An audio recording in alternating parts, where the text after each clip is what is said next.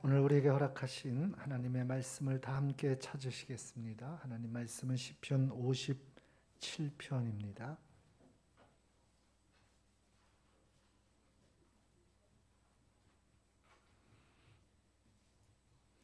시편 57편.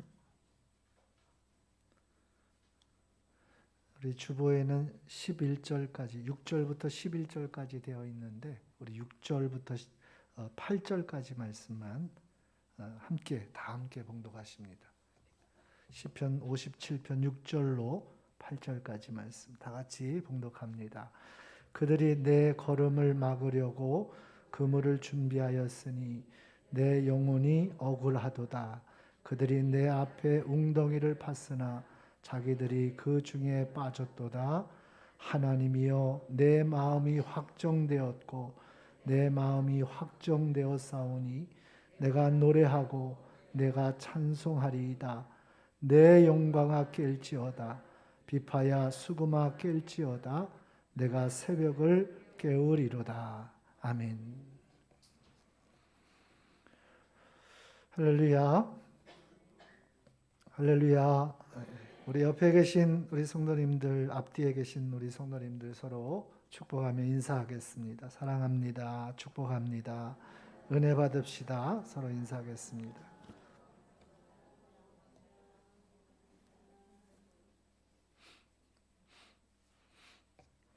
이 시간 예배하는 모든 성도님들에게 하나님의 크신 은혜와 사랑 또 평강이 충만하시기를 예수님의 이름으로 축원합니다. 오늘 함께 봉독하신 시편 57편의 말씀을 살펴보면서 함께 은혜 받고자 합니다. 하나님의 놀라운 은혜가 말씀을 듣는 중에 우리의 심령을 또 우리의 모든 것들을 새롭게 하시고 또 침체되고 무너진 모든 것들이 다시 일으켜지는 그러한 귀한 은혜가 임하시기를 예수님의 이름으로 축원합니다. 시편은 전체 150편의 시편으로 되어 있습니다. 그 중에서 이 다윗의 시편은 무려 70여 편의 시편이 다윗의 시편입니다. 그러니까 다윗은 얼마나 기도의 사람이었고 또 찬송의 사람이었는지를 우리가 잘 알 수 있는 것입니다. 시편을 우리가 잘 이해하기 위해서 그 의미를 바로 이해하기 위해서는 무엇보다도 우리가 주목해야 하는 그러한 한 부분이 있는데 그것은 바로 시편에 달려있는 작은 제목입니다. 어떤 것은 제목이 있는 것도 있고 물론 없는 것도 있지만 제목이 있는 것은 이 시편을 우리에게 잘 이해할 수 있도록 우리의 이해를 돕도록 하는 아주 중요한 그러한 근거가 되어지기 때문에 우리가 주목해 볼 필요가 있습니다. 오늘 시편 57편도 제목이 붙어 있습니다. 뭐라고 붙어 있는가 하면 우리 같이 한번 읽어보실까요? 성경에 있죠. 성경에 보시면 시편 57편 우리 다른 색으로 글씨가 작은 글씨로 되어 있는데 함께 읽겠습니다. 시작. 다윗의 믹담시 인도자를 따라 알다스에세 맞춘 노래. 다윗이 사울을 피하여 굴에 있던 때에. 아멘. 우리 이렇게 작은 제목이 이 시편을 이해하는 데 있어서 또 그 의미를 깨닫는 데 있어서 굉장히 중요한 부분이라는 것입니다. 먼저 다윗의 믹담시. 이 시편은 누구의 시편입니까? 다윗의 시편. 또 믹담시라 그랬어요. 믹담이라는 말은 히브리어로 황금이라는 뜻입니다. 황금이라는 뜻을 가진 이 믹담시라고 붙여진 이 소제목은 황금과 같이 참 중요하다는 것입니다. 다윗의 여러 시편들이 있는데 그 다윗을 통해서 하나님이 우리에게 주시고자 하시는 은혜, 또 영적인 그러한 신앙적인 교훈, 그런 것들이 매우 중요한 부분이 이 시편에 소개되고 있다, 담겨 있다라는 뜻을 가지고 있는 것입니다. 그러니까 믹담 이러면 하나님이 특별하게 중요하게 다 중요하지만 그 중에서도 또 중요하게 여기시는 그러한 내용이 여기에 담겨 있겠구나 하는 것을 우리가 이해하시면 되고, 그 다음에 인도자에 따라 알다스에 맞춘 노래. 인도자를 따랐다는 것은 이 시편은 개인의 기도이고 찬양이기도 하지만 나중에 이 시편은 공동체에서 함께 고백되어지고 또 불려졌던 찬양이 되기도 합니다. 우리가 이 성전이 건축되고 솔로몬이 성가대를 만들었어요. 찬양대를 만들었어요. 그래서 인도자를 따라서 찬양대가 하나님 앞에 찬송을 올려드리는데, 그때에도 이 시편 57편은 하나님 앞에 드려졌던 찬송이었다는 것을 우리에게 알려주는 것입니다. 그래서 인도자를 따라 어디에 맞췄다고요? 알다셋. 알다셋이라는 말은 음악 용어이긴 하지만 그 문자적인 의미는 멸망시키지 마소서, 파멸시키지 마소서, 우리를 다시 말하면 멸망치 않고 구원하소서. 그러니까 이 음악 용어로 사용된 이 알다셋은 얼마나 간절히 하나님의 구원을 간구하고 있는 그러한 간절한 마음으로 드려진 기도이며 찬송이라는 것을 우리가 알 수가 있습니다. 그러니까 시편 57편은 이미 이 부분만 살펴도 어떤 내용이 여기에 담겨 있겠구나. 하나님을 향한 간절한 구원을 간구하고 있고, 또 얼마나 절박한 상황 속에서 우리가 파멸치 않도록, 멸망치 않도록 하나님 앞에 메어 달리고 있는가를 알 수가 있는 것이지요. 그리고 마지막으로 이렇게 소개하고 있어요. 사울이 어디에 있을 때에 누구를 피하여?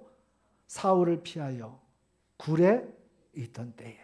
이것이 이 시편이 다윗이 기도하고 또 고백하고 노래하였던 그 첫 번째 배경이 되어진다는 거예요. 사무엘서의 말씀에 보면, 사무엘상의 말씀에 보면 하나님께서 사울을 패하시고 새로운 이스라엘의 왕으로 누구를 세우기를 원하셨냐면 다윗을 세우기를 원하셔서 그를 사무엘 선지자로 하여금 기름 붓게 하십니다. 어린 목동인데, 아직 어린 나이인데 하나님이 그에게 기름을 붓게 하셔요. 그래서 이스라엘의 실질적인 왕으로 삼았어요. 그런데 아직 왕이 되었습니까? 안 되었습니까? 아직 안 되었죠.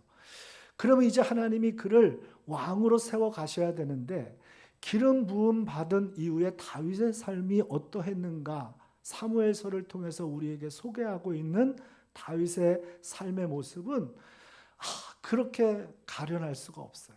그렇게 정말 안타까울 수 없어요. 왜 그렇습니까? 다윗이 기름 부음을 받고 나서 악령에 붙잡힌 사울에 의하여 아주 집요한 추격을 받습니다. 사울은 어떻게 해서든지 다윗을 잡아 죽이려고 혈안이 되어져 있어요. 그래서 군사를 동원하고 다윗을 끝까지 추격하는 거예요. 다윗은 그 사울의 추격을 피해서 들로, 광야로, 황무지로, 때로는 이방 땅에 또 미친 척하고 침을 흘리면서 그렇게 긴 세월을 도피 생활을 해야만 했습니다. 도망자의 삶을 살아야 됐어요. 여러분 도망 다녀 보셨나요? 갑자기 도망 다녀 보셨냐고 물으니까 놀라시는 분들이 계세요. 저도 아직 도망 다니는 삶은 살아보지 못했는데 이 도망자의 삶이 얼마나 힘들고 여러분 고통스럽고 정말 매일매일이 불안과 그러한 두려움의 날들이었겠습니까? 더더군다나 여러분 이 사울이 악령에 붙잡혀서 악한 영에 사로잡혀서 다윗을 잡아 죽이려고 온갖 방법을 다 동원하는 거예요. 어떻게 해서든지 이 다윗을 죽이고자 하는 그 사울의 집요한 추격이 절대로 끊어지지 않아요. 계속해서 집요하게. 다윗은 이 사울의 추격을 피하여 목숨을 부지하기 위하여 그렇게 도망자의 세월을 살아야 했습니다. 얼마나 고통스러웠을까요? 긴 시간 동안 그 시련과 고난의 날들을 지나면서 때로는 정말 막막한 그러한 날들도 있었을 거고 정말 때로는 내 삶이 왜 이러나 하는 그러한 낙심과 그러한 절망의 마음이 문득문득 들어오지 않았겠어요? 더더군다나 여러분, 이 다윗은 그렇게 긴 시간 동안, 이것이 1, 2년 되어진 삶이 아니에요. 10여 년 동안 그렇게 힘겨운 고통의 세월을 지나야만 했습니다. 여러분, 그 상황을 다윗은 이렇게 오늘 시편에서도 우리에게 말하고 있어요. 우리 4절 말씀을 같이 한번 읽겠습니다. 4절 화면에 없으니까 우리 성경을 한번 보시겠습니다. 같이 읽습니다. 시작. 내 영혼이 사자들 가운데서 살며 내가 불사르는 자들 중에 누웠으니 곧 사람의 아들들 중에라. 그들의 이는 창과 화살이요 그들의 혀는 날카로운 칼 같도다. 다윗이 뭐라고 지금 호소하고 있습니까? 자신의 처한 이 절박한 상황을 뭐라고 말하고 있습니까? 내가 사자들 가운데 산다는 거예요. 사자들 가운데 산다는 것은 여러분, 동물원에 있는 그 사자, 어흥거리는 사자를 얘기하는 게 아니죠. 여러분, 사자는 죽이는 자들이에요. 다윗을 잡아 죽이려고 하는 그 수많은 사람들, 그 가운데 다윗이 살고 있다는 거예요. 그러니까 매일매일이 죽음이 엄습해오는 그러한 고통 속에 다윗은 살아가고 있었다는 거죠. 더더군다나 불사르는 자들, 내가 불사르는 자들, 여러분 다 완전히 이 불사르는 자들이라고 하는 것은 멸망시키는, 완전히 잿더미가 되게 만드는, 이 다윗을 완전히 죽음에 이르게 하는 그러한 대적들을 말하는 겁니다. 그들 가운데 누웠다고 말하고 있어요. 꼼짝없이 도망갈 길이 아무리 둘러봐도 보이지가 않는다는 거죠. 그래서 다윗은 6절에 보니까, 오늘 본문의 말씀에 보니까 이렇게 탄식하고 있어요. 우리 6절 말씀은 같이 한번 읽겠습니다. 시작. 그들이 내 걸음을 막으려고 내 영혼이 억울하도다. 그들이 내 앞에 웅덩이를 팠으나. 아멘. 내 영혼이 억울하도다. 내가 왜 이런 고난을 당하고 이런 시련의 길을 가야 하는지 이해할 수도 없고 감당키도 어렵고 받아들일 수도 없는 이 고난의 세월들을 살아가면서 다윗이 그 마음속에서 터져나오는 깊은 절망의 호소가 여기에 나오죠. 내 영혼이 억울하도다. 여러분, 그러한 고난의 세월을 살아가면서 다윗은 어떻게든 목숨을 부지하기 위해서 정말 온갖 방법을 다 동원해요. 그 중에 하나가 굴로 숨어 피하는 거예요. 여러분, 밖에서 보기에는 우리가 굴이라고 하는 장소는 어떤 장소예요? 아무도 보이지 않는, 몸을 피할 수 있는 정말 좋은 피난처처럼 보여요. 근데 여러분, 그 굴도 들어가 보니까 결국 그 굴은 어떤 곳입니까? 출구가 없는, 더 이상 도망갈 길이 없는 막다른 장소가 굴이잖아요. 굴에 피하면, 굴을 피난처로 삼으면 내 생명이 안전할까? 이 고난의 이 죽음이 목전에 지금 직면해 있는 이 어두운 상황에서 내가 벗어날 수 있을까? 그 굴 속에 굴 속에 피하여 보지만 그 굴도 피난처가 될 수 없음을 다윗은 알게 되는 거예요. 그러니 이 다윗이 얼마나 그 마음이 여러분 무너졌겠습니까? 낙담되고 또 그 마음에 절망이 찾아오고, 그러니 내 영혼이 억울하다, 그렇게 탄식하고 있는 것이죠. 여러분, 오늘 다윗에게만 이런 고난과 인생의 위기가 찾아오는 것일까요? 여러분, 그런 것이 아니죠. 이 세상을 살아가는 모든 사람들에게 위기가 찾아오고 이러한 문제, 이러한 고난에 직면하는 것이 인생의 여정입니다.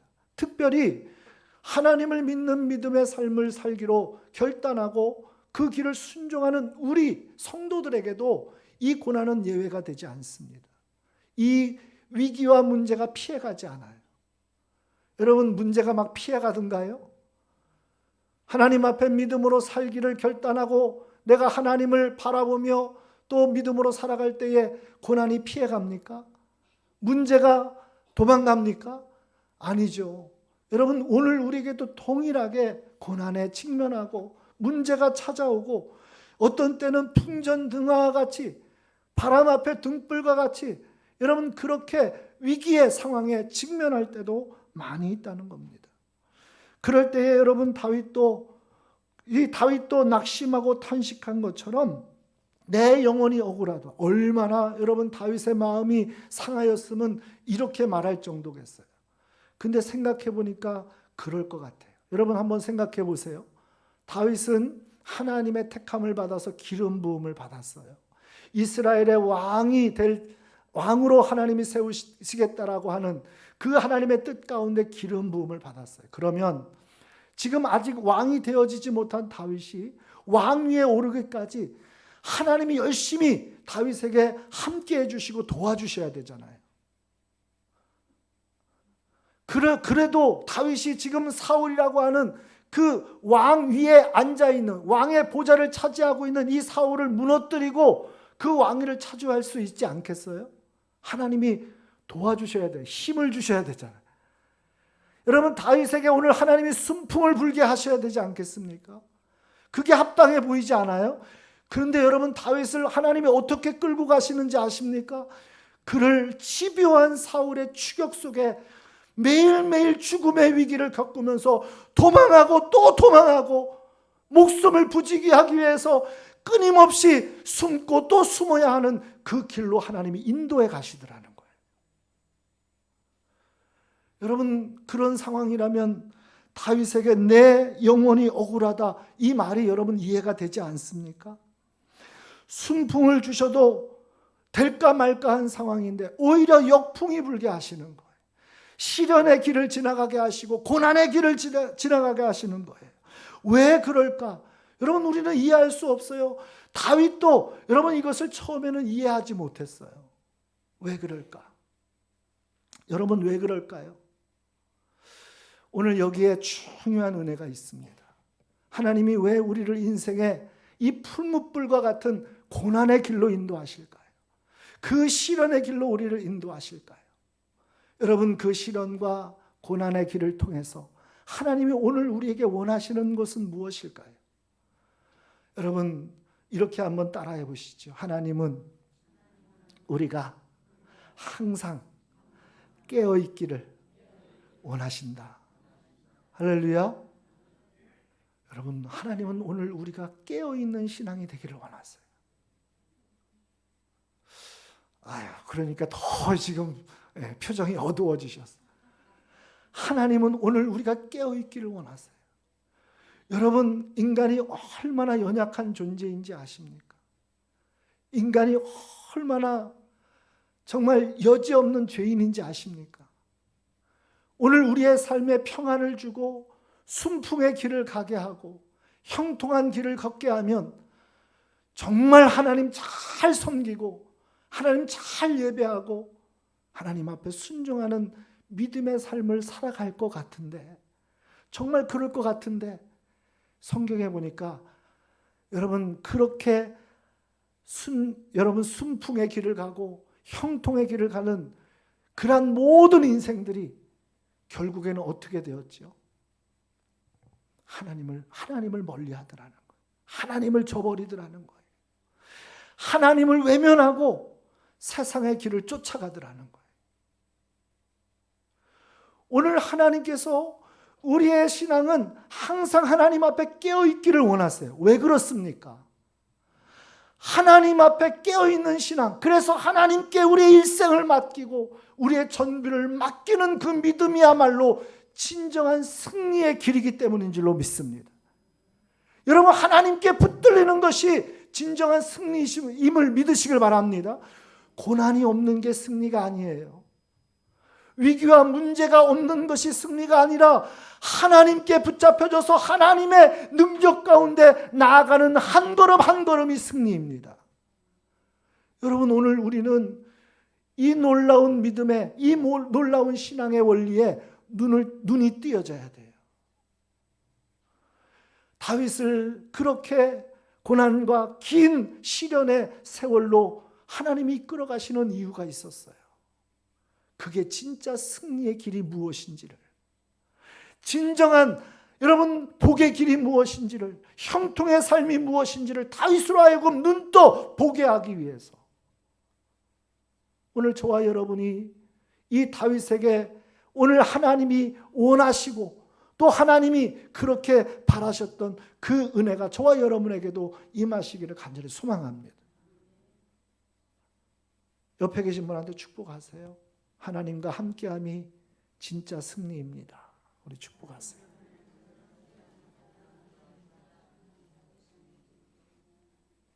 우리에게 닥쳐온 환난, 우리에게 닥쳐온 시련, 고난, 위기와 문제 어떻게 이길 수 있어요? 여러분 힘으로 이길 수 있습니까? 처음에는 맞서 싸워보죠.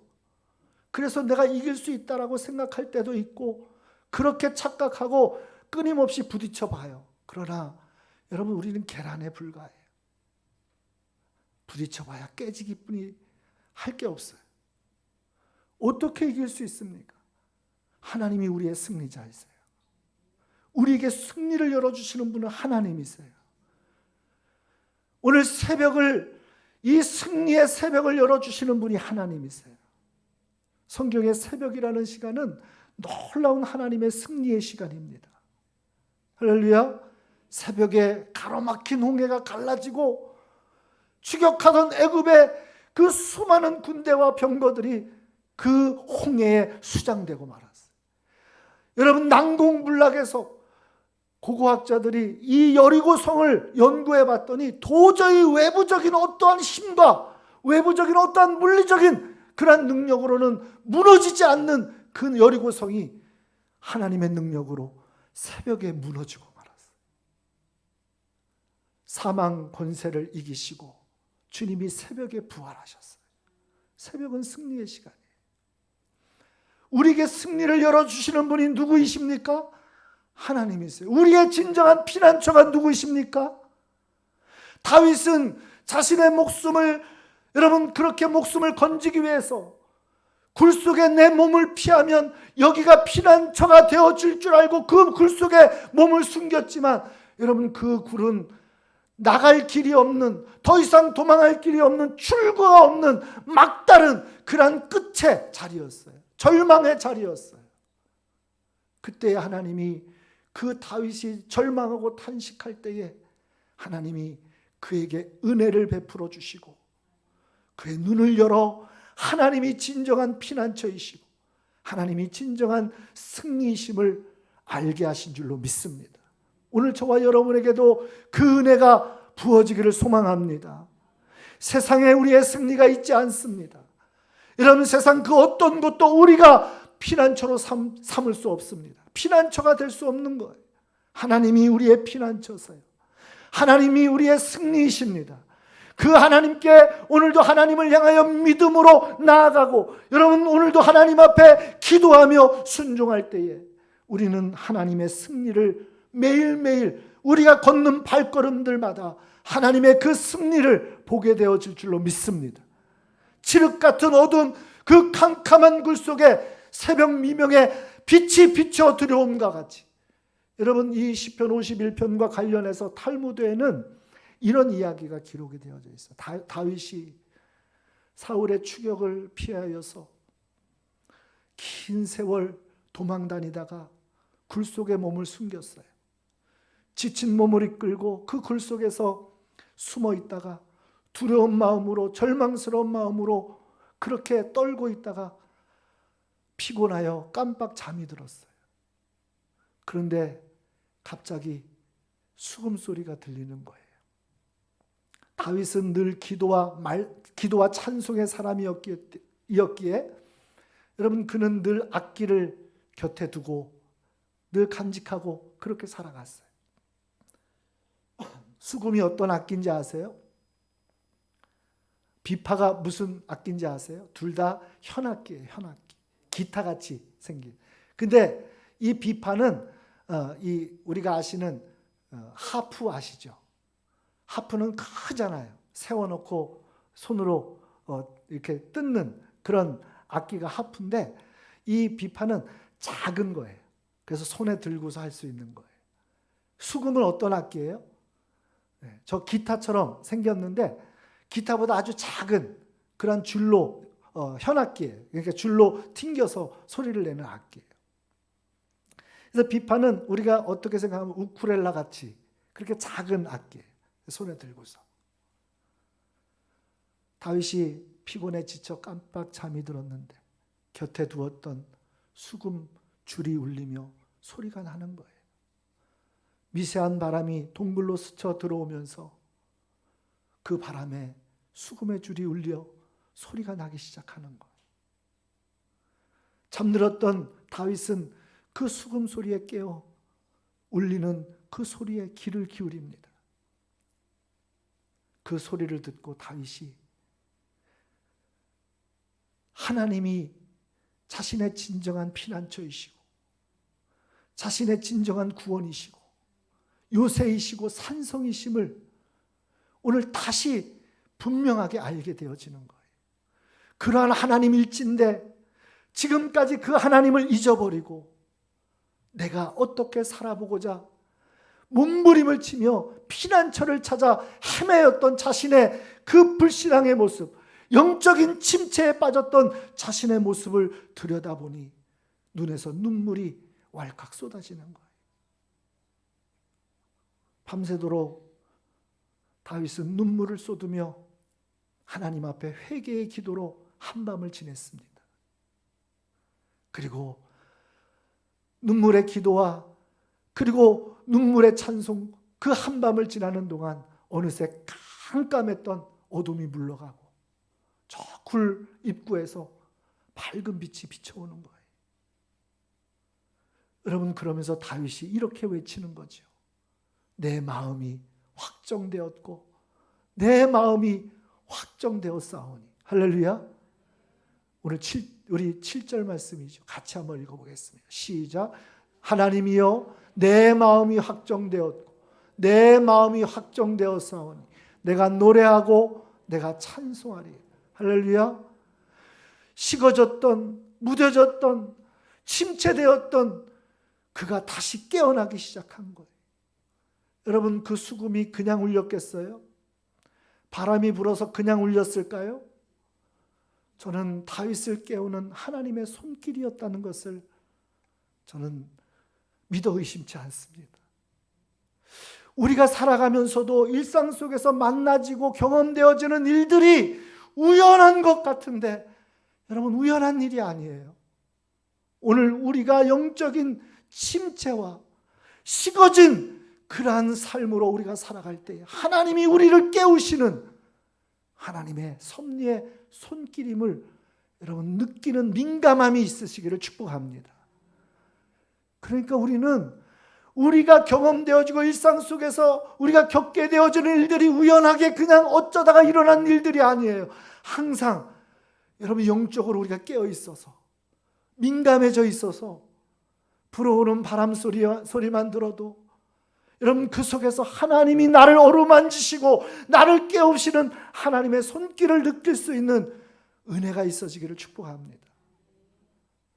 저는 요즘 새벽 하늘을 보는 것을 너무 좋아해요. 근데 우리 교회 어떤 권사님이 새벽 하늘이 너무 곱고 아름답다고 사진을 찍어서 보내주셔가지고 어떻게 제 마음하고 딱 맞았는지, 새벽 하늘을 바라볼 때에 여러분 그 높고 높은 파란 하늘에 정말 어느 누가 그렇게 아름다운 하늘을 만들어 놓을 수 있을까 할 정도로, 그렇게 고운 하늘을 만들어 놓을 수 있을까 할 정도로 구름이 그냥 양떼가 모여 있는 것처럼 그렇게 쫙 깔려 있는 구름의 모습을 보면서 하나님이 오늘도 우리를 품고 계시고 끝까지 우리와 함께 가시고 하나님의 은혜로 우리를 덮고 계시고 그 높고 높은 그 무엇으로도 끊을 수 없는 하나님의 그 손길로 우리를 붙잡고 계시는,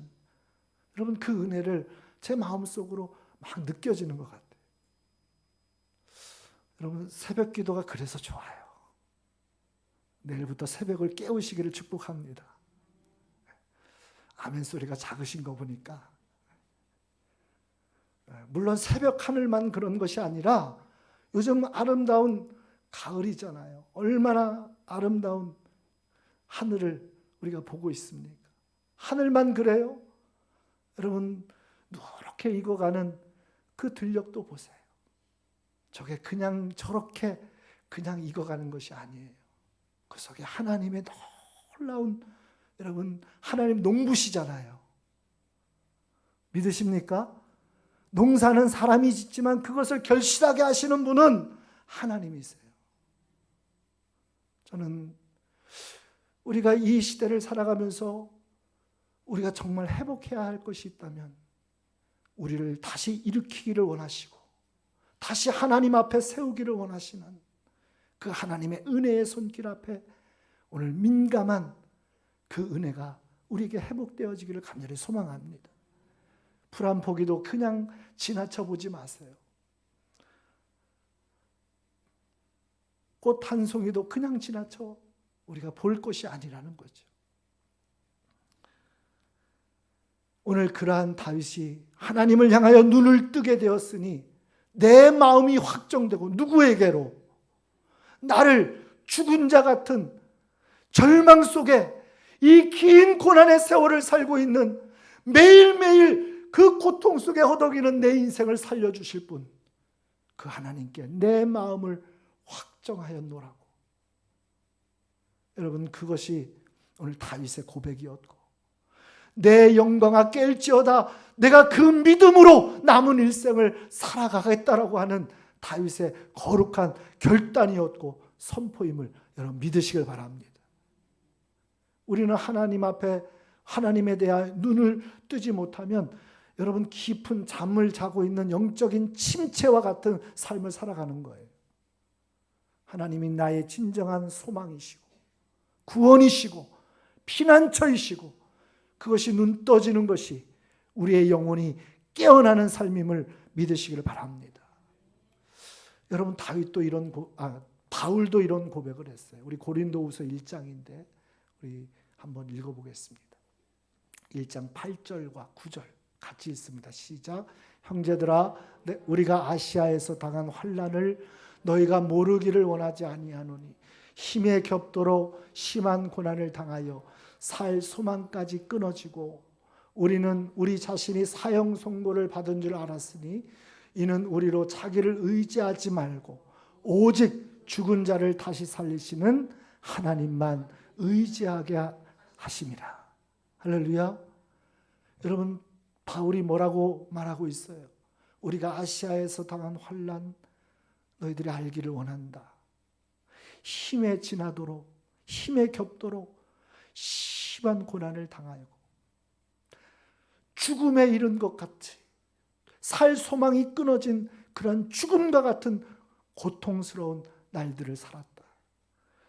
여러분, 지금 사도 바울이 아시아에서 당한 이 환난이 놀러 갔다가 당한 게 아니에요. 소풍 갔다가 여행 갔다가 당한 고난이 아닙니다.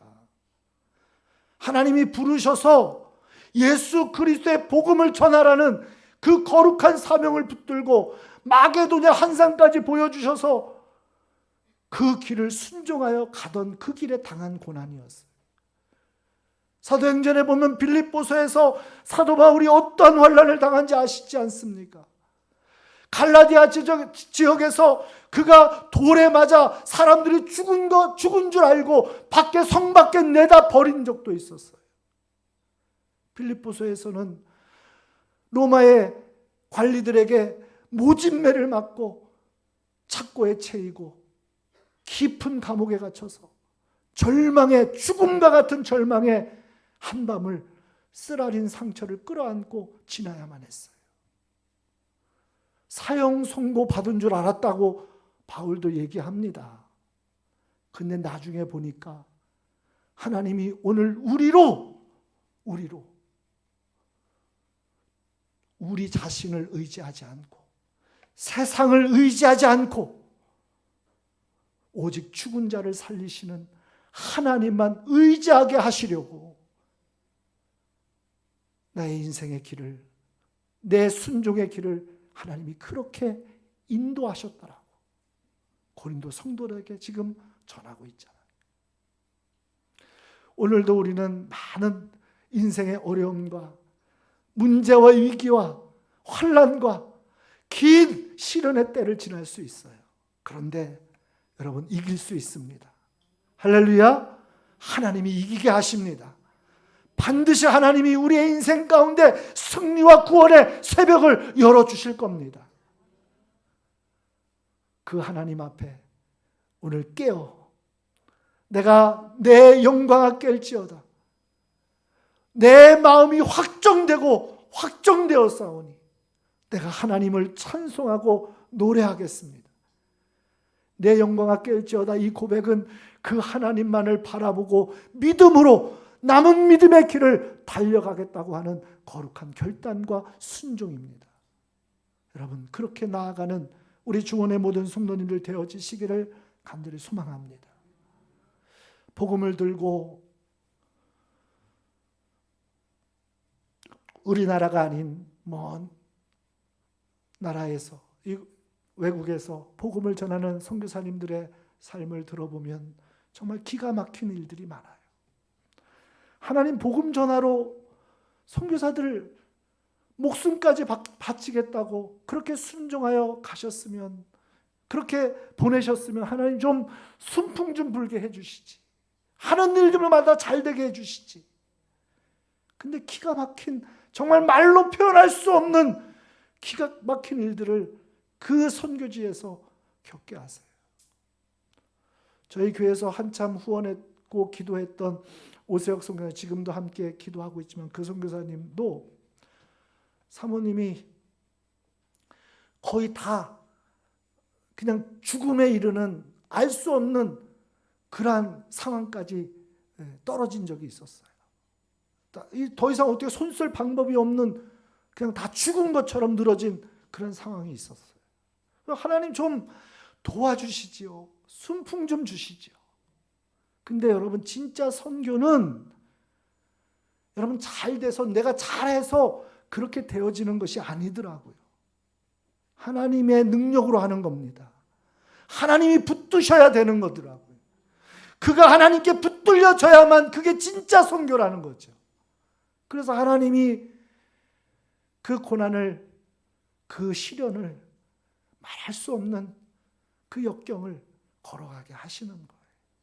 오늘도 저와 여러분의 승리가 어디에 있습니까? 하나님께 있어요.